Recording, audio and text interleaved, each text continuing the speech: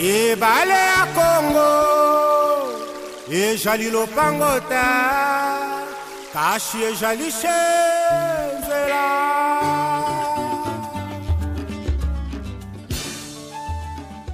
Bonjour à tous les téléspectateurs de Molière TV Canal+. Je suis Guilain Pétello, j'anime l'émission Actu des Provinces. Derrière la caméra, nous avons la technicité de l'ingénieur Jonathan Vunga. Je reçois pour vous monsieur l'honorable Simon Bosso, ministre honoraire et député honoraire du Congo central, élu de la circonscription de Madimba.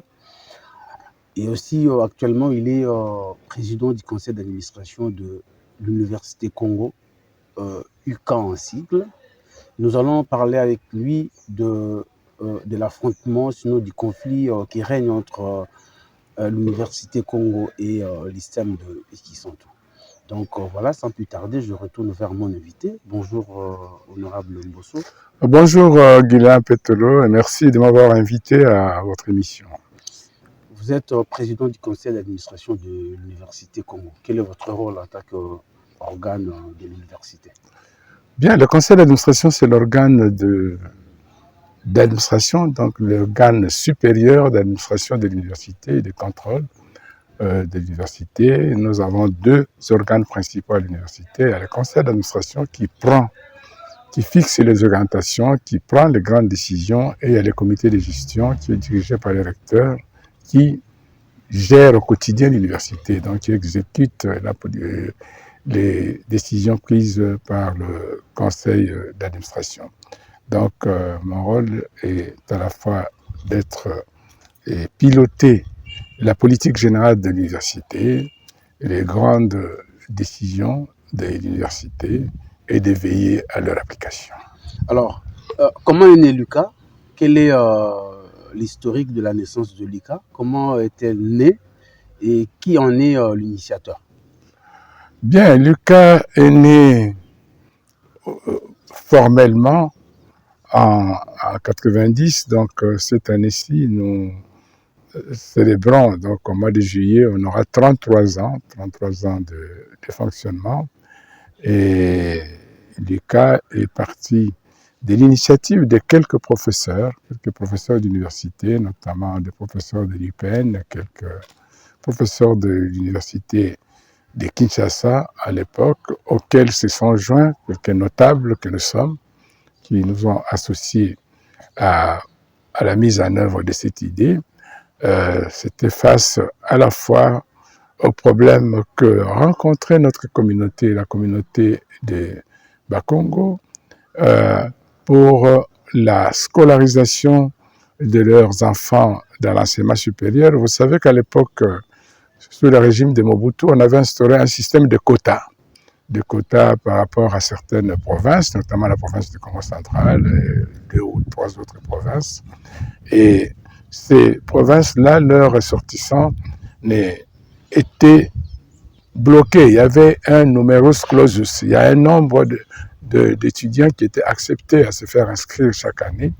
Et quand ce nombre-là était atteint, ils ne pouvaient pas attendre, tandis que d'autres provinces pouvaient s'inscrire librement à volonté. Et nous-mêmes, quand on a instauré ce système-là, je crois que j'étais déjà en deuxième candidature, et nous étions déjà entrés à l'université. Moi, j'étais entré comme venant de la ville-province de Kinshasa. On nous a tous obligés à signaler nos provinces d'origine, les provinces d'origine de nos parents. Et c'est à partir de ce moment-là on a introduit ce système discriminatoire pour que le Bas-Congo ne puisse pas entrer en grand nombre à l'université. Et il n'y avait que 3 universités à l'époque, l'université Lovanium de Kinshasa, l'université officielle de Lubumbashi et l'université de Kisangani, qui était une université protestante. Donc, face à ces problèmes-là, nous avions beaucoup d'enfants, nous avions les écoles parmi les meilleures de la République qui produisaient des enfants très brillants et qui se butaient à ces difficultés de pouvoir accéder à l'enseignement supérieur. Et donc, cette initiative a et a été lancé, a été soutenu. Moi-même, j'étais dans les premières loges quand les initiateurs qui étaient à l'époque parmi les plus visibles, le professeur Nsonsa Vinda, qui a été recteur ici lors de l'avant-mandat actuel, le professeur Lema, le professeur Mayaka, le professeur Lukoki, le professeur... il y en a d'autres, je ne peux pas les citer tous, qui ont associé d'autres, comme le professeur Kaba, qui a été notre premier doyen de la faculté de médecine ici, qui a construit cette faculté, qui est une des meilleures facultés du pays. Nous avons été moi-même associé avec d'autres notables comme les Mbuta Kiakwama, il y avait Mbuta Kisombe, Kindwelo, donc des hommes d'affaires et des acteurs politiques. Et nous avons donc, on a créé donc officiellement cette université en juillet 1990. L'UNIBAS à l'époque a été le deuxième acte fondateur important dans l'espace Congo après la BACO. Une initiative qui a pu réunir tout le monde, fédérer toutes les énergies, toutes les forces politiques, sociales, intellectuelles pour que ça puisse avancer comme maintenant. Ça en a été tellement l'initiateur, mais il s'est vite entouré d'abord de ses collègues, les scientifiques Congo, pour s'ouvrir ensuite aux autres acteurs politiques, économiques, pour pouvoir donner naissance à ce projet. Et vous avez exploité cette rhétorique Congo, le Makuku Matatu, c'est-à-dire que vous avez implanté l'UNIBAS à l'époque, l'ICA aujourd'hui, dans tous les ex-districts du Congo central pour créer ce Makuku Matatu. Tout à fait. On avait opté une option fédéraliste pour pouvoir être présent dans les 3 grands districts de l'époque. Un campus à Kisantu pour le district de la Lukaya, un campus à Banzangungu pour le district de Cataracte, un campus à Boma dans les districts du Bas-Fleuve. Avec combien de facultés? Alors, on avait évolué au départ ici, on avait la faculté de médecine à Kisantu avec une faculté de lettres. Oui. À Banzangungu, la faculté de droit, la faculté des sciences économiques, s'est ajoutée ensuite la faculté d'agronomie. L'agronomie venait de Boma, on se le dit. Oui, à Boma, il y avait la faculté polytechnique. Seulement, il y avait la faculté polytechnique. Et il y avait à Matadi, il y avait un site où il y avait la faculté des sciences et techniques de développement. Avec l'évolution, on s'est rendu compte qu'il y a des facultés qui n'attiraient pas suffisamment d'étudiants. Donc, comme c'est une université communautaire, c'est-à-dire qui appartient à la communauté Congo, ce sont les Bas-Congo qui ont réalisé les investissements, les sacrifices pour que cette université puisse prendre vie, puisse se développer. Ici à Kisantu, il y a des Bas-Congo qui ont donné leurs bâtiments, qui ont donné des infrastructures. Tel que vous avez donné de vos bâtiments? Oui, tel que moi-même aujourd'hui, jusqu'à aujourd'hui, la faculté de médecine fonctionne dans les bâtiments que j'avais donnés et j'ai amené 2 autres frères à donner une partie des bâtiments. Tu vois, dans les complexes Bossola, il y avait une autre aile qui avait été donnée par nos frères Kianga, l'ancien Philippe Kianga, qui était PDG, qui était à la Sofidé, et Mbangala, Isidore Mbangala, qui était DG de l'ancêtre du FPI. Donc, mais pour démarrer, c'était il y a eu des donateurs, comme vous avez cité moi-même, j'ai parlé de Mbangala et Kianga, de Mbuta Kisombe, qui a donné les bâtiments qui a servi de propédétique. Là où se trouve le Monnerie protestante aujourd'hui, c'est un bâtiment de Mbuta Kisombe. Et en Banzangungu, il y a eu l'honorable Kiakwama, l'honorable Lungwana, il y avait Givel qui nous avait aussi, Givel et la Silo qui avait donné des bâtiments. Et à Matadi, en fait, là, il n'y a personne qui avait donné des bâtiments. On a dû le louer. On avait loué un bâtiment. Si j'ai bonne mémoire, il y avait des bureaux, je crois, qui avaient été fournis par quelqu'un, mais dont je ne me rappelle pas. Je ne voudrais pas faire erreur. À Boma, il n'y a personne qui a donné des bâtiments. Nous, il y a les diocèses, je crois, de Bama. Ah, ici à Kisantu, il faut ajouter les diocèses de Kisantu. Okay. Le diocèse de Kisantu. Avec je crois Monseigneur Mayala à l'époque. Là où se trouve l'aumônerie universitaire, il y avait des bâtiments qui étaient assez dégradés, qui étaient là, qu'on a dû récupérer, arranger un peu, qui avaient participé. Et à l'hôpital de Kisantu, l'évêque Mayala nous avait donné 2 auditoires qui servaient aussi, surtout pour des travaux pratiques. Alors, à Boma, on n'a pas eu de bâtiments, mais les diocèses a donné, je crois, il y a l'école, les pommes, si j'ai bonne mémoire, les courses organisées en vacation l'après-midi dans un complexe scolaire. Ça doit être les pommes. Et donc, parce qu'il y a une mission qui avait été envoyée sur le terrain pour aller voir partout les bâtiments étaient possibles. Et je vais vous dire, à l'époque, à Kisantu, au départ, il n'y a que Mbuta Kisombe qui avait donné des bâtiments et puis les diocèses. Et moi, je me suis organisé. J'avais dû racheter des bâtiments qui appartenaient à mon frère Landomambo pour les mettre à la disposition de l'université. Et ce qui a permis à l'université de démarrer. Et les professeurs ont donné leur contribution en nature, si on peut dire. Bon, nous, on a donné en nature, mais eux, ils ont donné ce qu'on appelle sous forme d'industrie, d'intelligence. Exactement. Ils ont accepté de donner cours pendant quelques mois gratuitement, avant que l'université puisse avoir des ressources. Et on a créé une fondation universitaire.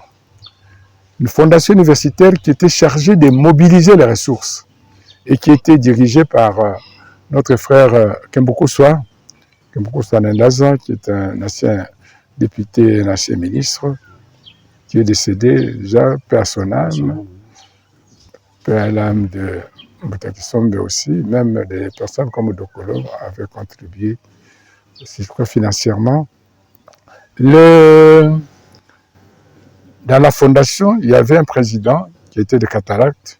Pourquoi des cataractes? Parce que l'idée est née d'un fils né Congo de la Lukaya. C'est pas une erreur. C'est pas la même erreur qui a été commise lors de la fondation de la Bako.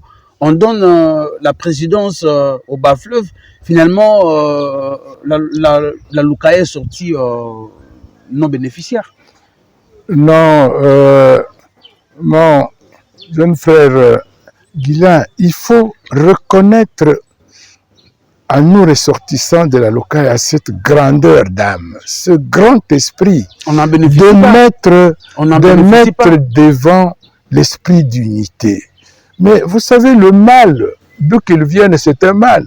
Nous, moi je suis chrétien, il nous est recommandé, si pas instruit, de ne pas rendre le mal pour le mal. S'il y a des gens qui ne jouent pas ces jeux de l'unité, vous savez, si la Lukaya ne jouait pas ces jeux-là de l'unité, de la solidarité, de Bomoko, peut-être que cette province aurait déjà éclaté. Vous savez, il y a des gens qui ont voulu disséquer, balkaniser la province. On aurait eu des 3 provincettes ici. Même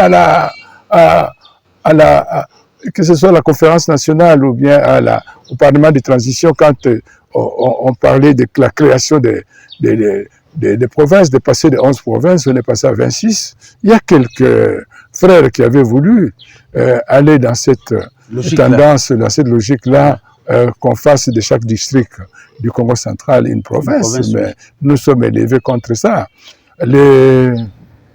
Donc, le fait de mettre en avant les soucis d'unité, c'était quelque chose d'important.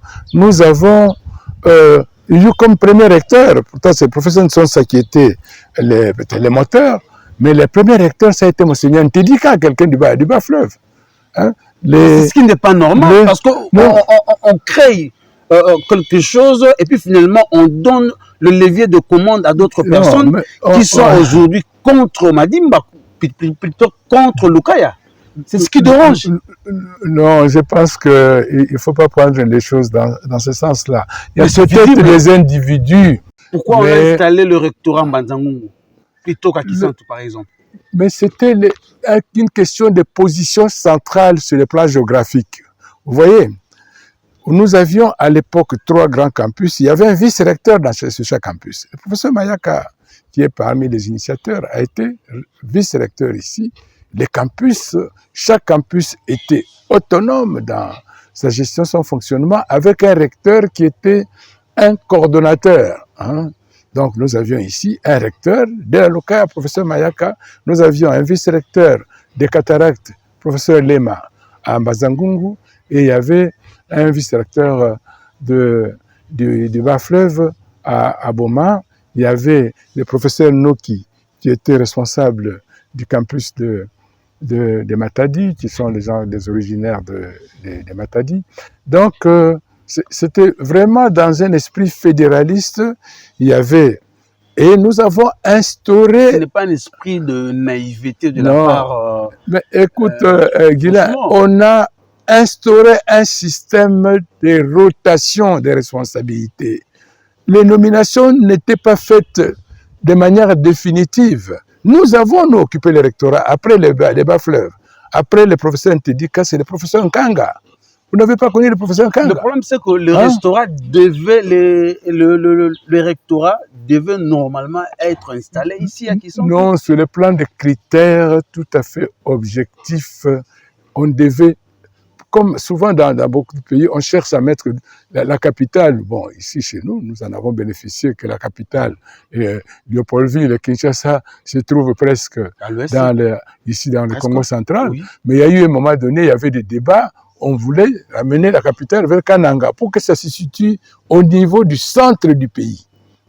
Dans beaucoup de pays, c'est comme ça. On choisit le point central pour que la capitale puisse se situer à équidistance et rayonner pour l'ensemble du pays. Alors, et le centre... La faculté de médecine est menacée d'aller à Mbanzangungu. Non, c'est faux. Qu'on se le dise, mais c'est depuis 2010. Non. À cette époque-là, le président du conseil d'administration, c'était l'honorable Matoussi. Là, déjà, on envisageait...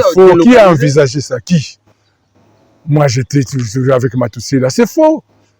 Il y a des gens qui créent des faux bruits comme ça, des agitateurs dans un verre d'eau. C'est faux, la faculté de médecine n'ira jamais à Mbanzangungu nulle part. La faculté de médecine est liée à l'hôpital de Kisantu, qui est un hôpital qui a été assimilé à un hôpital universitaire. On ne met pas une faculté de médecine. Si la faculté de médecine n'était pas ici, on l'aurait fermée comme on a fermé les autres. Ça fait que la faculté de médecine de l'UQA était restée la seule faculté de médecine du Congo central. On a évalué les critères de viabilité des différentes facultés de médecine. On avait fermé des facultés de médecine partout dans le pays. Il y en avait 3 ici, avec Kimpese, il y avait Boma, on avait fermé les 2 autres. Il n'y a que celle de Kisantu qui remplit toutes les conditions. Ça, c'est vrai. Mais en 2010, déjà, il y avait un comité qui a voyagé en Hollande pour aller solliciter la construction d'un hôpital universitaire à Louvrata. On leur a demandé de ramener donc la faculté de médecine à Louvrata. Et tu as vu où on a construit cet hôpital? C'est parce que les notables de Lukaya, qu'on se le dise, l'honorable Mbosso, ce sont des choses qui sont vraies, c'est pas vrai. Non, il y a beaucoup de fantasmes là-dedans. Vous savez, il y a quelqu'un, le professeur de l'OFER, qui a fait répandre les bruits dernièrement qu'on avait décidé de déplacer la faculté de médecine. Il y a des professeurs. Maintenant, là, oui. Mais c'est faux. Aussi. Pendant que moi, je suis président du conseil d'administration, la décision est prise par qui? C'est l'organe de décision, l'organe suprême de décision de l'université. C'est le conseil d'administration. Mais il y a des gens qui font des fantasmes. Non, Guilain.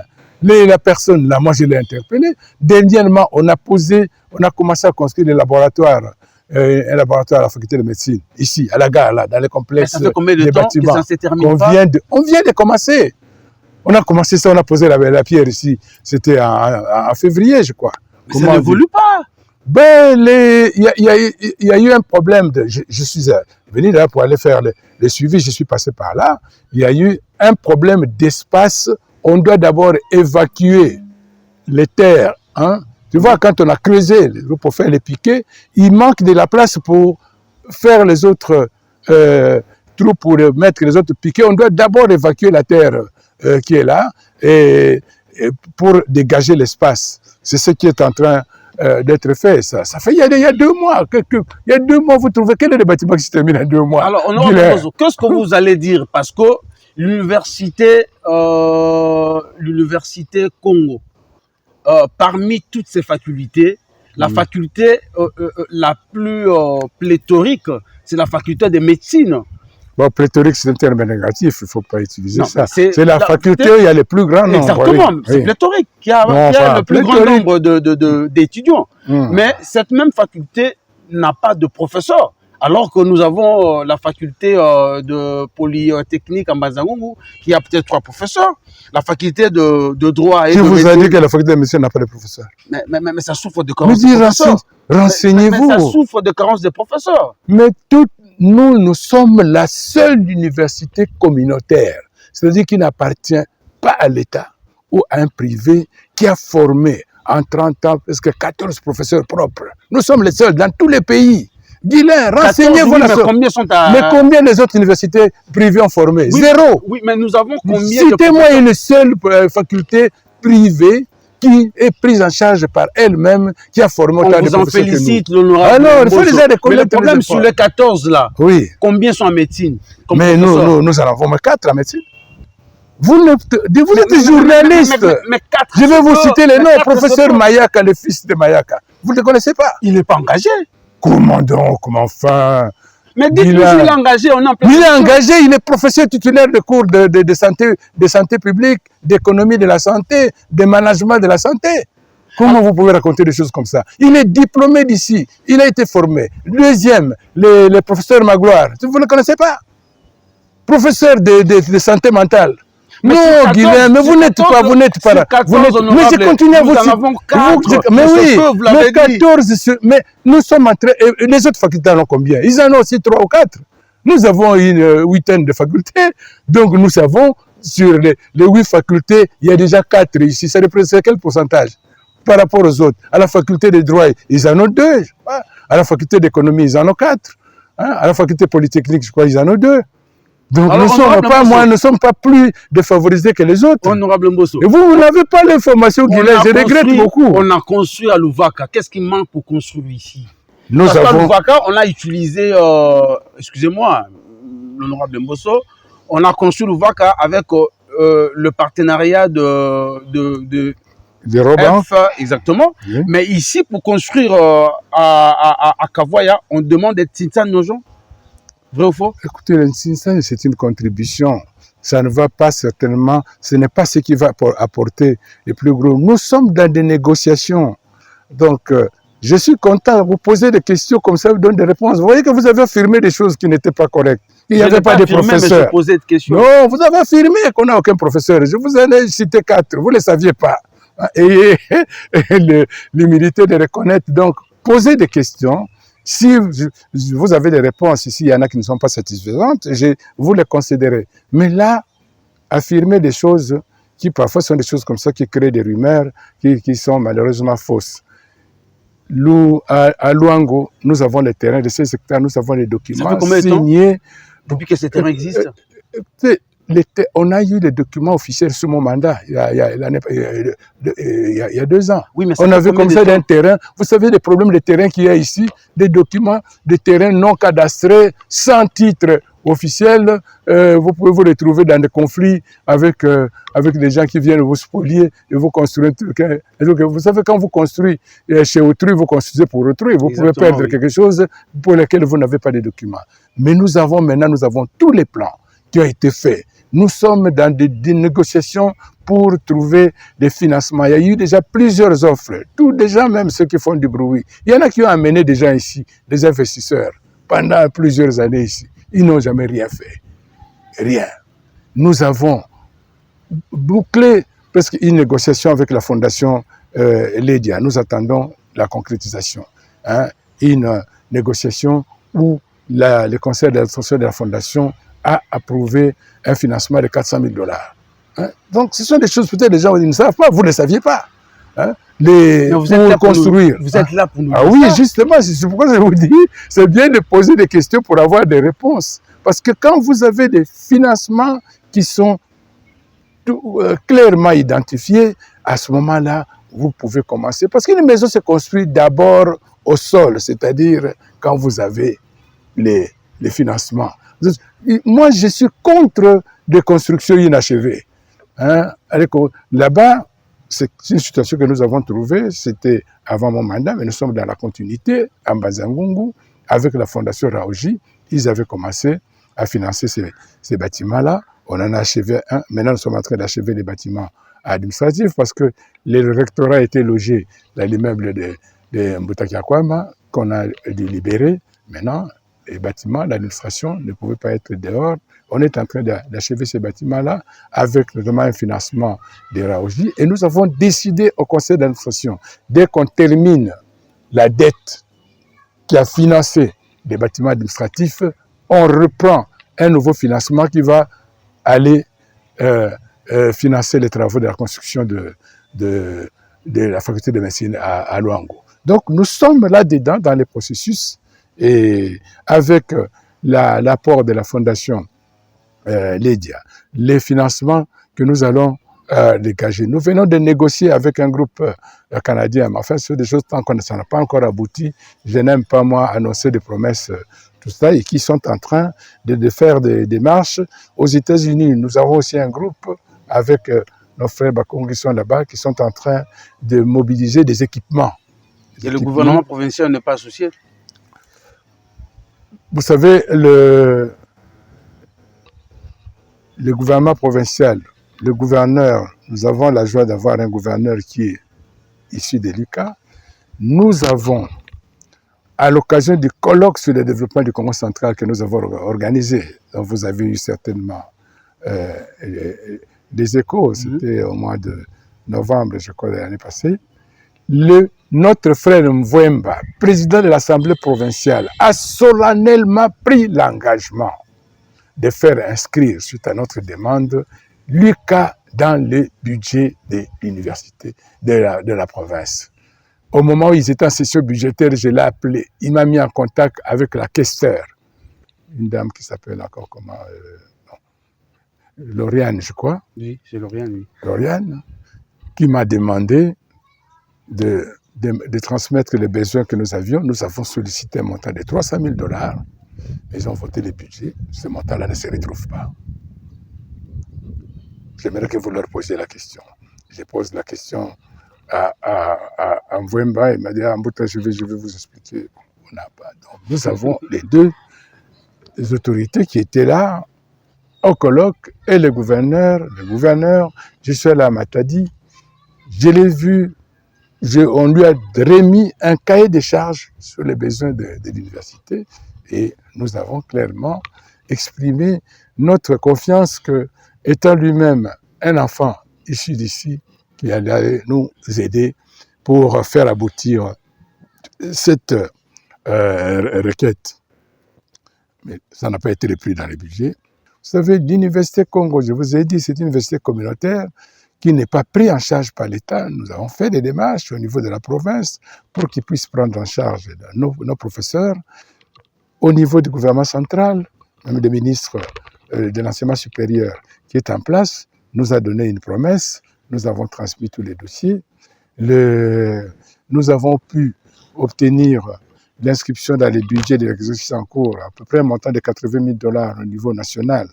Mais tous ces montants-là ne sont pas libérés. Les promesses qui nous sont faites ne sont pas exécutées. Nous travaillons avec les recettes des frais académiques. Et vous connaissez la pauvreté dans laquelle vit vous y associez nos députés provinciaux et nationaux? Mais ils sont, vous savez, les statuts que nous avons modifiés en 2018, on a mis comme représentants de la communauté Congo en première ligne dans l'Assemblée de l'université, les élus. Parce que dans toute communauté, ce sont les élus qui sont les... élus nationaux et provinciaux. Et jusque-là, quelle est leur part? Sont clairs. J'aimerais que vous leur posiez la question, mais moi je peux vous dire qu'ils sont absents. Très bien. Et le conflit entre l'UCA et l'ISTEM, le comportement des étudiants de l'UCA ne vous dérange pas? Apparemment, ils ne sont plus exemplaires. Écoutez, en tout cas, nous, au niveau des instances dirigeantes, nous sommes très sévères. Chaque fois qu'il y a eu des dérapages, vous savez, nous avons renvoyé beaucoup d'étudiants, vous le savez. Et ce qui arrive souvent, ce sont les parents qui viennent pleurnicher. Hein, c'est nous qui vont chercher des interventions pour qu'on puisse rétablir les enfants qui sont renvoyés. Mais nous sommes très sévères de ce point de vue-là. Le comité de gestion applique les directives du conseil d'administration. Dès qu'il y a eu des dérapages, nous sanctionnons. Mais dans ce cas qui vient d'arriver, toutes les informations qui sont à ma possession, moi je suis allé voir le colonel, comme j'étais en Bazangongo quand c'est arrivé, je suis venu le lendemain matin, c'était un cas de vol. Personne ne savait même que c'était un étudiant. On devait se faire justice. Bon, mais écoutez, ça ce sont les émotions primaires. Guilain, nous devons privilégier. On ne doit pas les privilégier. On doit condamner. On doit les condamner. Condamnez-les. Nous, oui, moi j'ai dit devant le colonel, personne n'encourage ce genre de choses. Mais j'ai dit, ce sont des réactions spontanées. Chez toi, les jours où un voleur vient en train d'escalader les murs, quand tu vas crier voleur, les gens vont venir les taper, tu seras responsable. Mais tu n'auras pas souhaité ça. Hein? Tu seras responsable parce que si ce type-là meurt ou il est fracturé, on dira, bon, c'est chez toi qui as crié au voleur et on est venu les tabasser. Mais ce qui est malheureux, que nous ayons aujourd'hui, moi ça me rappelle un propos que m'avait tenu Monseigneur Landou. Hein? J'étais parti de me plaindre d'un serviteur qui, à l'époque, Monseigneur Landou de heureuse mémoire, était vicaire général de la Suisse de Kinshasa. Il me dira, mon frère Simon, nous tous ici, nous sommes des produits de la société. Comme notre société produit des chégués. Nous commençons à avoir des étudiants chégués, des professeurs chégués, des prêtres chégués, des ministres chégués, des députés chégués. Ah oui! Des gouverneurs chégués. Ah oui, bon. Donc, c'est ça, les résultats. Les résultats. Hein? Nous sommes passés. Moi, j'étais étudiant aussi très engagé, mais nous, on n'a jamais cassé des choses dans l'université à notre époque. Aujourd'hui, on voit même des étudiants qui vont mettre des caca sur les murs. Hein? Est-ce que vous voulez comprendre ça? Et ça, l'éducation de base n'est pas donnée par l'université, Guilain, tu le sais. L'éducation de base vient des parents. Hein? Ces enfants-là, vous n'allez pas nous reprocher, nous, d'avoir des enfants qui arrivent et qui ont des comportements que nous, on ne connaît pas. Nous, on les recrute sur base de leurs résultats. Et ils ont réussi leur test, on les prend. Mais dès qu'ils commencent à faire des dégâts, on les sanctionne. Hein? Mais qui pouvait imaginer il y a quelques années qu'un étudiant pouvait aller chercher à les voler chez un autre. Même nous, on était à Lovanium, on était très bien éduqués, bien encadrés, c'était une université catholique. À un de ses camarades, c'est ce que nous avons appris. Et puis finalement, lorsqu'on a commencé, commencé à le tabasser, il s'est trompé de porte. Il était ivre. Ah, mais alors, est-ce qu'on va être ivre comme ça, à cette heure-là? C'est normal pour un étudiant? Et tu vas aller pousser la porte de tout ce que les gens, toi-même, là, et que même moi, si pendant que je dors à 1h du matin, quelqu'un pousse ma porte, qu'est-ce que je fais? C'est pas une inadvertance. Mais qu'est-ce que tu vas faire? Toi, tu sais que c'est par une inadvertance. Quelqu'un qui vient pousser ta porte à 1h du matin, comment tu réagis? Dis-moi. Sois vrai. On l'arrête et puis la justice. Non, tu commences à crier pour être secouru. Tu ne sais pas si c'est quelqu'un qui te veut du mal. Non. Honorable Mbosso, vous allez regarder la caméra et dire un mot à la population, sinon aux téléspectateurs qui vous suivent, les téléspectateurs. Dites-nous que l'UCA ne sera pas, la faculté de médecine bien sûr, ne sera pas délocalisée en Bazangongo. C'est la dernière préoccupation. L'UCA, la faculté de médecine de l'UCA ne sera jamais délocalisée nulle part, ni en Bazangongo ni ailleurs. C'est une faculté qui a été dédiée à Kisantu, à accoster à l'hôpital Saint-Luc de Kisantu, qui a été aligné comme hôpital des rangs universitaires, et tous ceux qui diffusent ces rumeurs et ces faux bruits doivent les arrêter, puisqu'il n'en a jamais été question et il n'en sera jamais question. Peut-être après notre mort, je ne sais pas, mais en tout cas, nous qui sommes des acteurs majeurs de cette université, personne n'a jamais pensé à le faire et ça ne se fera jamais. Merci beaucoup à tous les téléspectateurs de cette émission. Merci de nous avoir suivis. Pour vous qui nous avez pris en mi-chemin, je vous rappelle que vous venez de suivre là le ministre honoraire et député honoraire Simon Mbosso, qui est actuellement le président du conseil d'administration de l'université au Congo. Merci beaucoup et à nous revoir au prochain numéro.